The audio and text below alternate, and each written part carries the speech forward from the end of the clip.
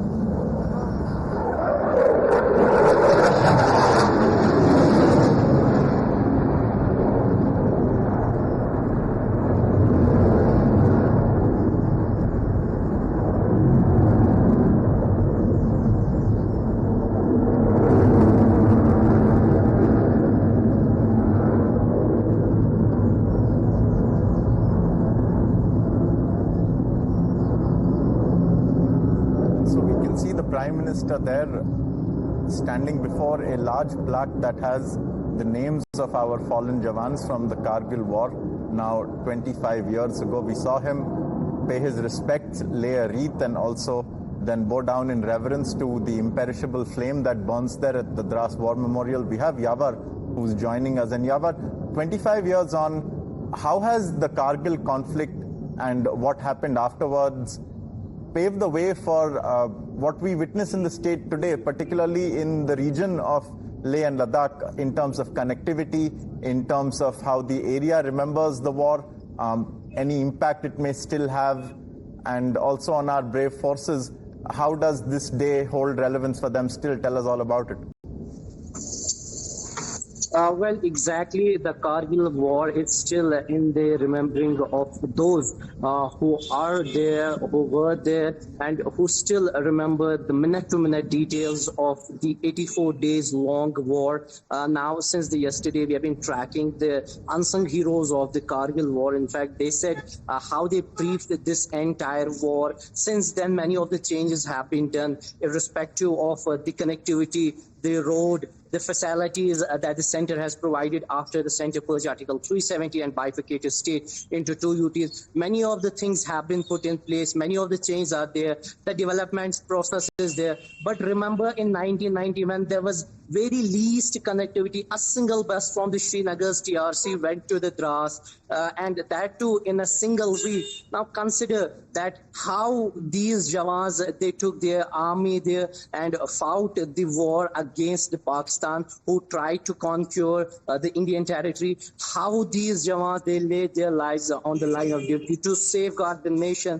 This is something that still remains intact in the memory of each soldier who was there, who was in the infantry from the Jacklie, 5th Jacklie to the 10th Jacklie. Since many of the war heroes, yesterday we spoke to the Manzoor Ahmad Mir, who had a very crucial role in the war. He resides in the Srinagar, and he gave us an insight that what exactly the scene was when they were approaching towards the Tiger Hill, towards the other points from the 530. So how these entire scenes were all across. Now this is not an easy job, easy task for the people to forget these things. This is something that has gave a country a new boost, a light, that how these Jawans, they in fact they gave a befitting reply to the Pakistan's conspiracy of conquering the Indian land. This is something that nobody can even think of forgetting it. This is something that needs to be more enhanced, since this is a silver jubilee this year. 25 years have been completed, but the memories are still fresh in the minds of heroes, in the those who were the veterans of that war, and even every person who resides in the country and who has a love and patronage for the country, that how these heroes, they safeguard the nation, they safeguard the Indian territory. This is something that nobody can even forget. Nobody can even say thanks to them. Just hold on to that thought. Let's listen into the live visuals. Let's hear what's happening at the War Memorial.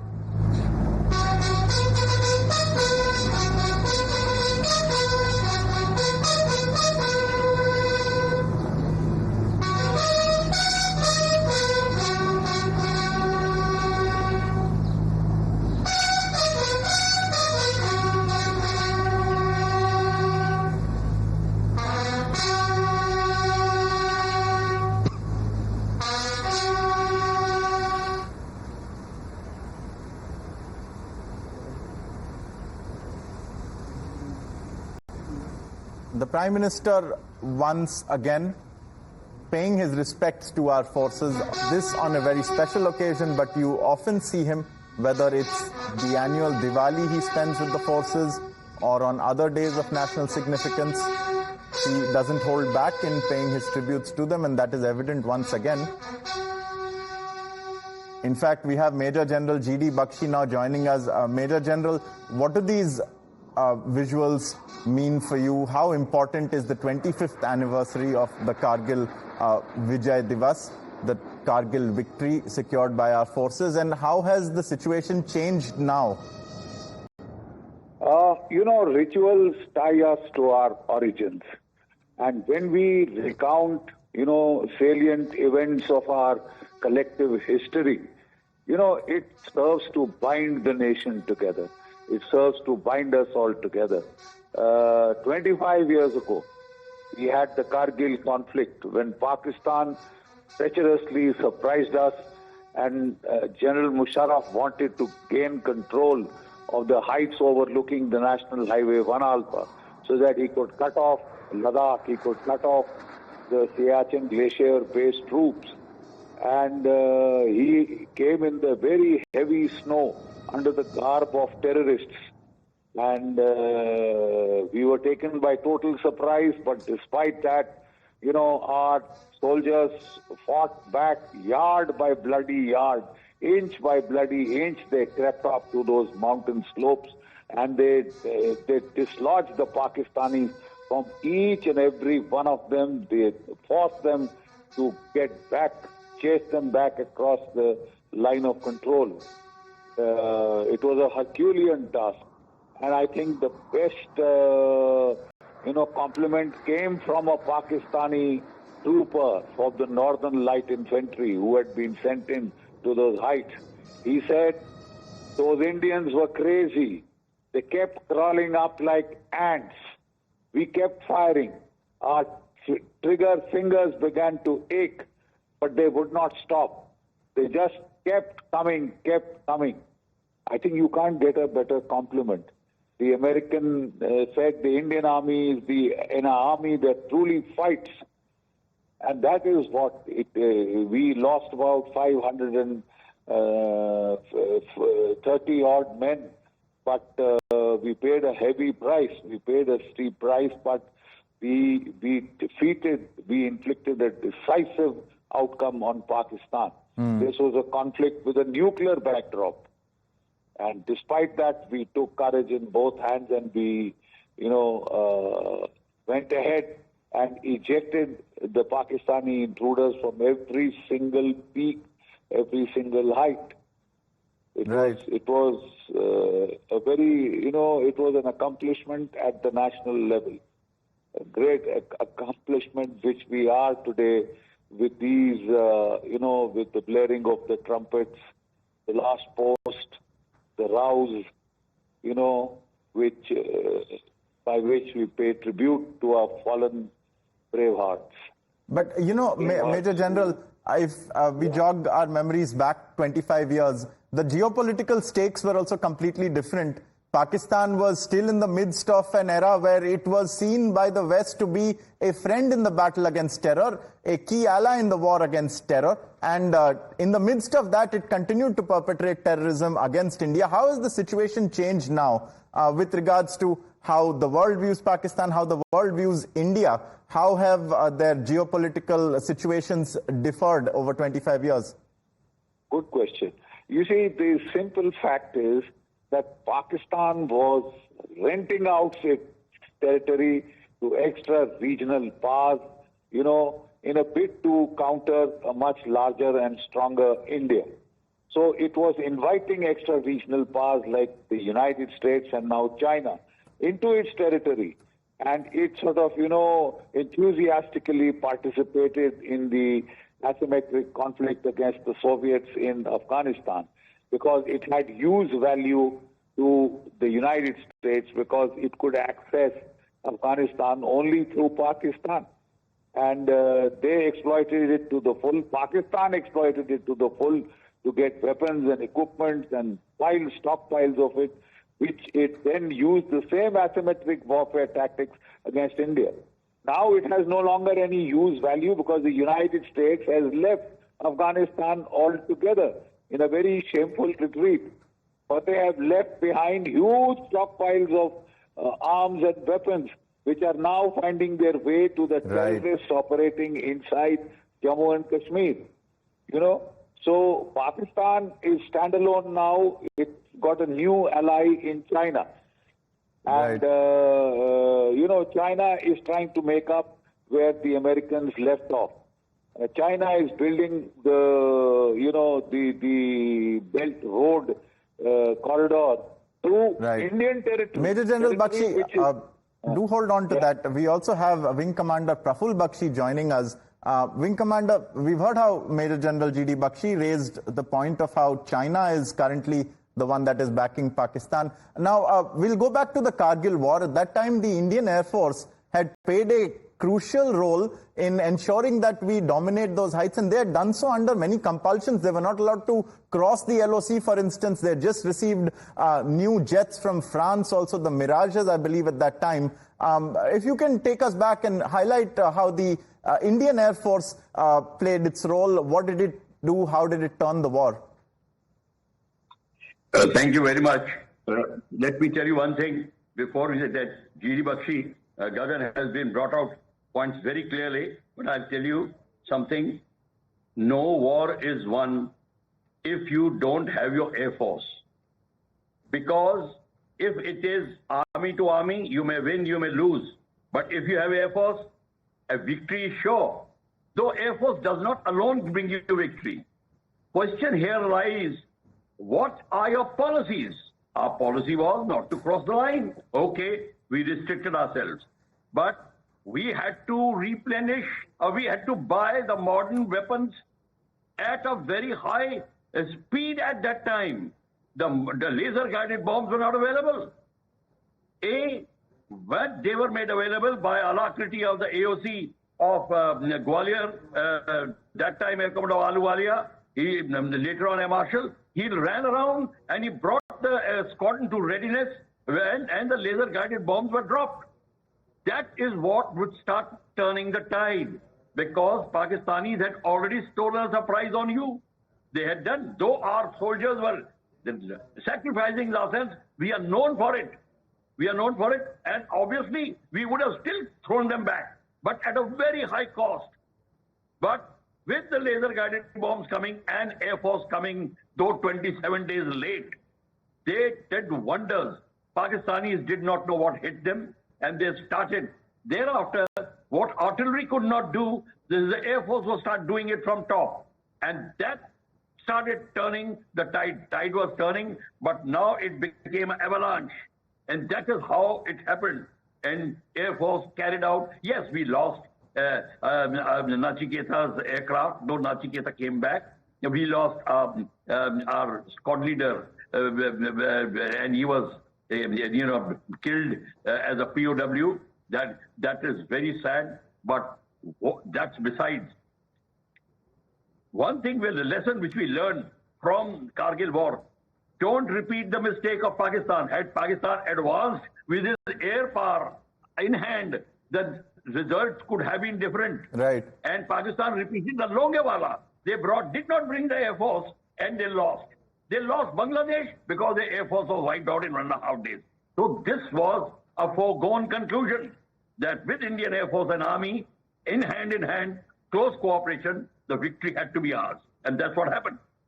Wing Commander, a follow-up to that, again, going back 25 years, the entire war and Pakistan's effort was to capture a commanding position over our key highway infrastructure. At that time, there was only one road and not an all-weather road either. How has the situation changed now? How much better or worse off are we in terms of not overly relying on very singular pieces of infrastructure?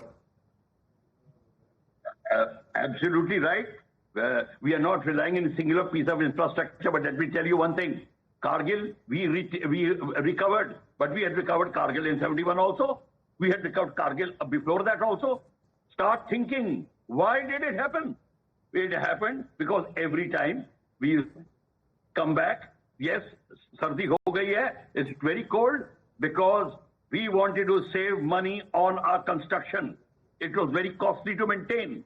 But let me tell you one thing, there is no cost when the independence of the country and sovereignty is at stake. And that's the lesson which we learned. And that is why we retained 71 war. The Brigadier Vig, he got MBC. He took all the 46 posts back. How come? Again, we repeat the same mistake. Now the lessons learned here is that we have to write our doctrines properly.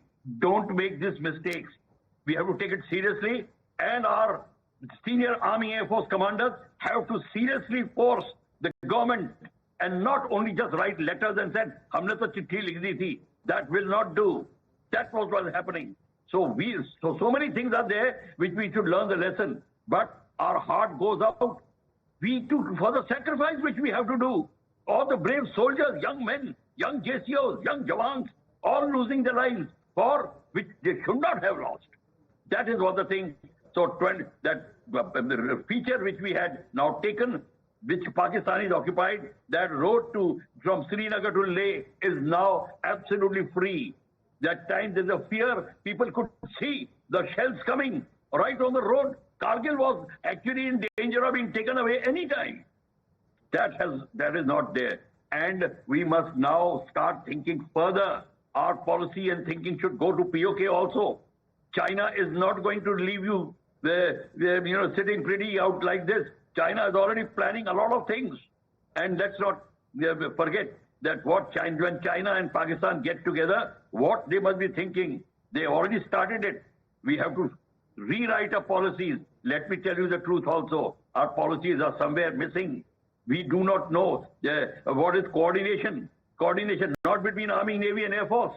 Coordination between the resources available to the nation. That is what we have to learn. All the security forces have to be coordinated. Then only things will happen. Kargil, I understand, is safe. Thanks to the young Jawans and young GCOs and so officers who sacrificed their lives, those 550, I think there are 550, we always shorten the figure. They have done it. So please understand. And modernization of Air Force is what is another thing. Why did we take so long to think of laser-guided bombs? Right. Which Muhurat were we waiting? For Kargil war? That is what happened. Clearly, many lessons that needed to be learned, Wing Commander. I'm sure several have been learned. On others, work is in progress, even though it's been 25 years. But we've seen our political leadership pay its tribute to the Jawans who sacrificed their lives. Wing Commander Praful Bakshi, do stay with us. I also thank Major General G.D. Bakshi for joining us. Viewers, we are taking a short break and coming back with more visuals from the Kargil War Memorial as we mark the 25th Kargil Vijay Diwas.